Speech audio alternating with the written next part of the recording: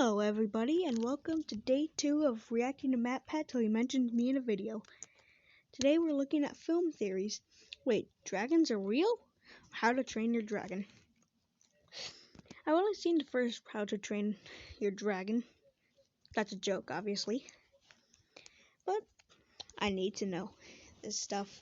So, let's get to reacting. I told you that all the magical breath attacks that you see in How to Train Your Dragon are real. Ice breath, What? fire breath, lightning, acid sound, all of them are just waiting for you to unlock. In fact, most of them aren't even that hard to achieve. Just get ready for a little dose of science on the way. What can I say? We're theorists. It's an occupational hazard.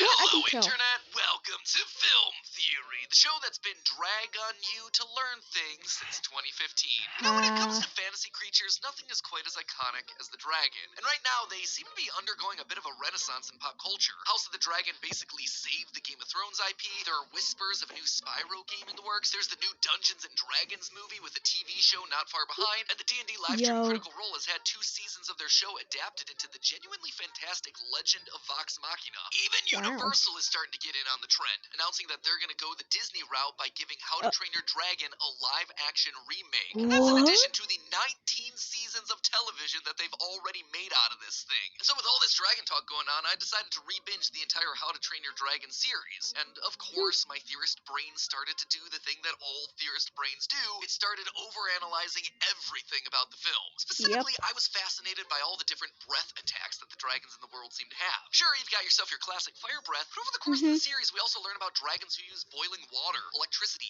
ice, acid, even sound. The creatures that use all these attacks are also really diverse in terms of their size and appearance, which got me wondering, is any of this actually possible? What would animals who use these sorts of attacks actually look like? How to Train Your Dragon puts a surprising amount of care into their dragon designs, but do they actually hold up to real-world scrutiny? Well, saddle up, loyal theorists. Today we're looking at the biology of these dragons to see which of the breath attacks are the most biologically sound. Let me tell you, dragons like the ones that we see here existed in the real world, the most effective power isn't the one that you'd expect. So I think we should just go ahead and get the granddaddy of all dragon breath attacks out of the way first here, the iconic fire breath. Now, obviously, no lizard or reptile in nature actually straight up breathes fire like a dragon. That's an entirely fictional thing from myth. But believe it or not, this sort of thing is very feasible in nature. And we can say this thanks to an itty-bitty little insect called the bombardier beetle. Now, we already talked about this in detail in an episode about the terrifying truth of fire Pokemon over on our sister location Game Theory, so just to quickly sum this one up, when threatened, the bombardier beetle shoots out scalding chemicals at its foes. It does this by using 3 organs in its abdomen. 2 of those organs are glands that produce hydroquinones and hydrogen peroxide. The 3rd organ is where those 2 chemicals mix together. When combined, they perform a reduction-oxidation reaction, which basically means that they get themselves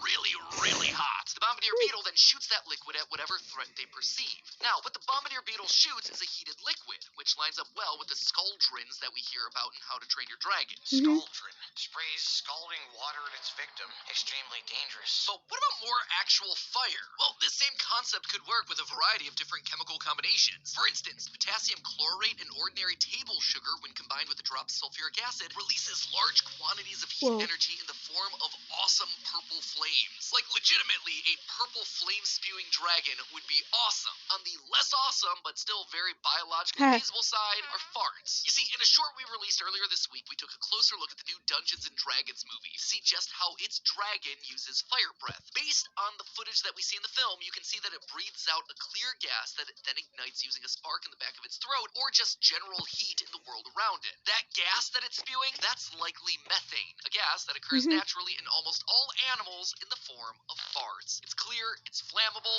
and, well, it would bring new meaning to the phrase dragon breath. I guess the old saying is true. Why fart and waste it, we can burp and light it on fire to scorch your foes to death. So, now that we've figured out a few mechanisms for fire breath, time to get creative. What about some of the more unusual types of breath attacks that we see in these movies? Like, say, electric breath. It's something that we see in fantasy media all the time. The Legend of Vox Machina begins with a giant blue dragon.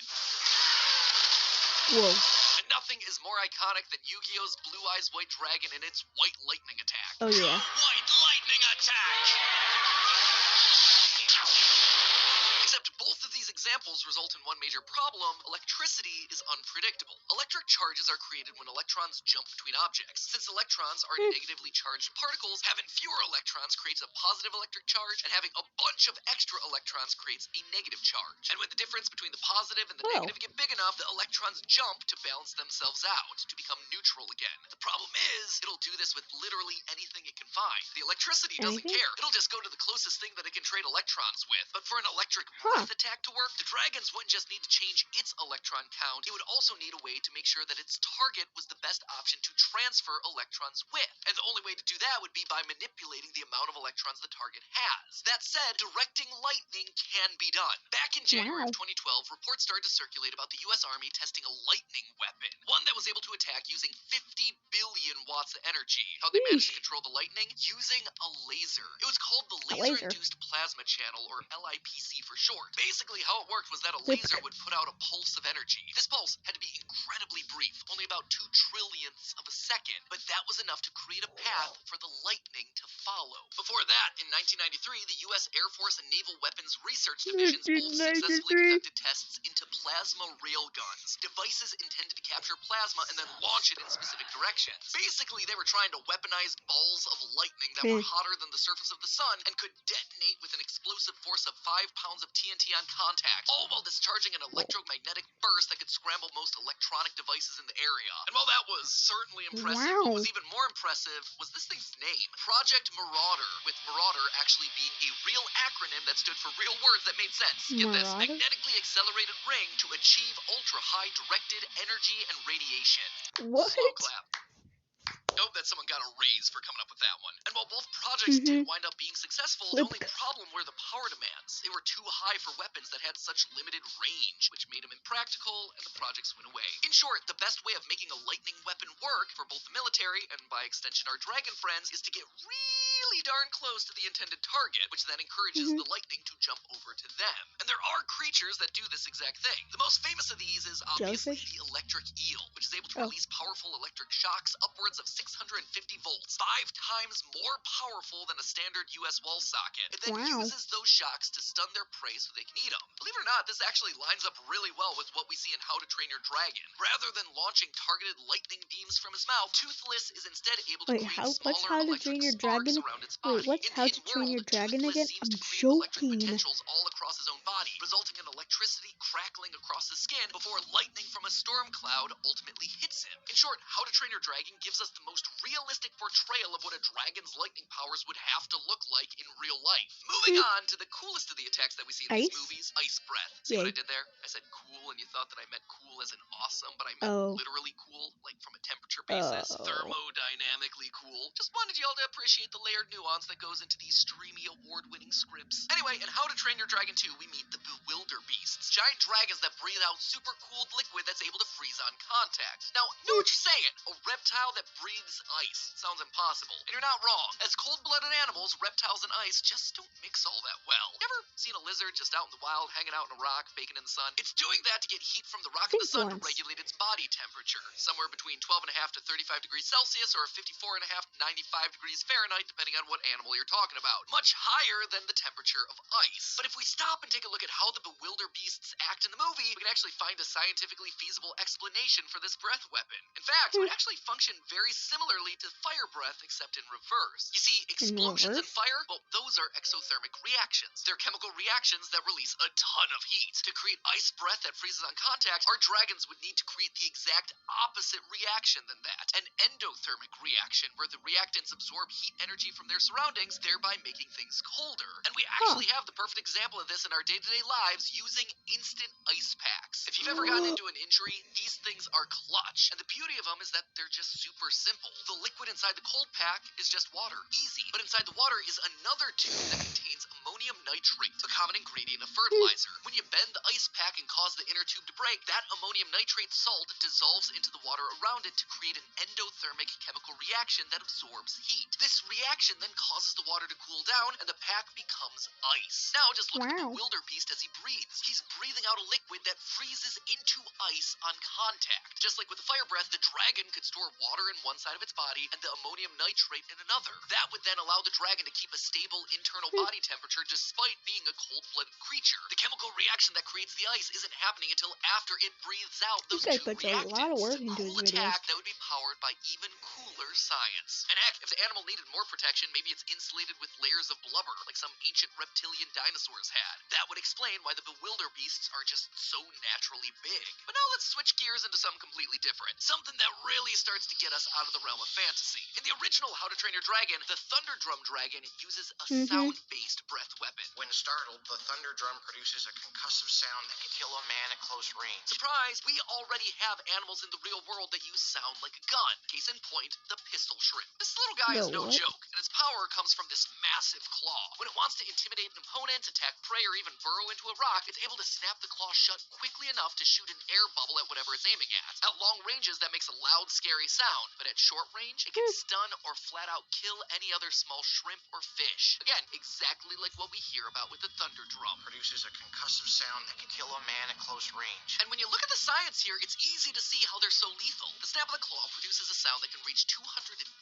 decibels in volume underwater. Just how loud's that? Well, a whisper, it's roughly 30 decibels. A normal conversation is about 60 decibels, and a rock concert hits at around 120 decibels. But decibels rise exponentially. That means that a 10 decibel increase makes the sound 10 times louder. The 218 decibel pistol shrimp is roughly 10 billion times louder than the 120 decibel concert. Yeah, you heard that right, billion. With a Billion? B. Now, the numbers there aren't going to exactly line up one-to-one with what you'd probably expect because sound works differently underwater. It's muffled by different pressures, but the sound is powerful enough that American submarines used to use reefs full of pistol shrimp to hide from Japanese sonar. And as you can see here in this video, the pops made by the pistol shrimp are incredibly loud compared to their size, audible even through aquarium glass.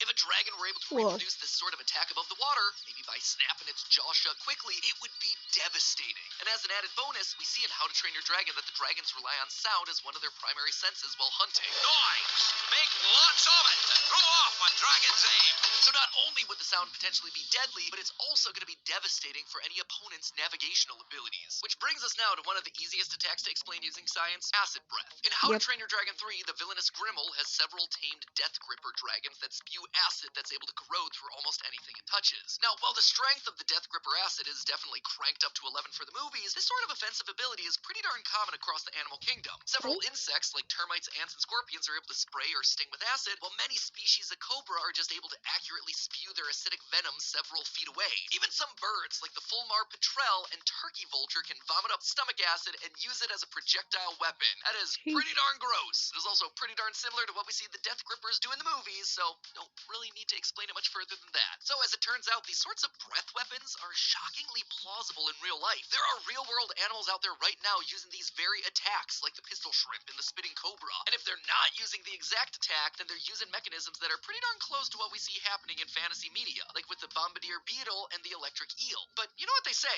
truth can be stranger than fiction. And in the case of dragons, all of us are sleeping on the terror that is the real-life dragon, the Komodo dragon. While we're busy creating fantasy worlds like Burke, these guys are just hanging out in Indonesia. And while we're concocting explanations for fire breath and freeze breath and lightning rays, these lumbering monitor lizards are just decimating the competition not with breath attacks, but with the bite attacks. The Komodo dragon has a very powerful venom that's generated in several ducts between their teeth, injecting that venom into anything it wants to eat, or just eat later. The venom contains over 50 different toxic proteins, a deadly mix that rapidly decreases the blood pressure of its victim, expediting blood loss and sending their bodies into shock, rendering the prey too weak to fight back. The Komodo dragon then just rolls over and eats them at their leisure. And the craziest part of it all, it is so effective that the bite doesn't even need to be that strong. Studies have shown that the Komodo dragon's bite is weaker than that of the common house cat. As long as it pierces the skin, that's all it needs. In the end, for as fantastical as dragons may seem in pop culture, the science is right there in the nature around us. Sure, the pistol shrimp might not be sitting atop his hoard of gold, and he might not be able to ride a Komodo dragon as majestically through the air as Hiccup on top of Toothless, but the animal world is crazy. And we're understanding more about the wonders of how it works every single day. In this world full of technology and screens and CGI, we often overlook that our world is already a really cool place filled with incredible creatures. Sometimes it takes a fictional series to help us appreciate the real-life wonders around us. But hey, that doesn't mean that we should be depriving ourselves of the fantasy. And you can get more dragon goodness right now thanks to the sponsor of today's episode, Call of Dragons. Call of Dragons? That mix between Dragon City and Call of Duty. Like you just like waiting. Like just there and just see a dragon with like an AK-47. Master Chief, more like. To be honest, I got nothing for that. But speaking of that, I'm not really sure why I said that.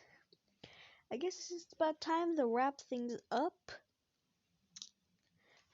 Yeah, Matt, if you're watching this, mention me in a video. Because I'm not sure how to explain it, but yeah. Bye bye.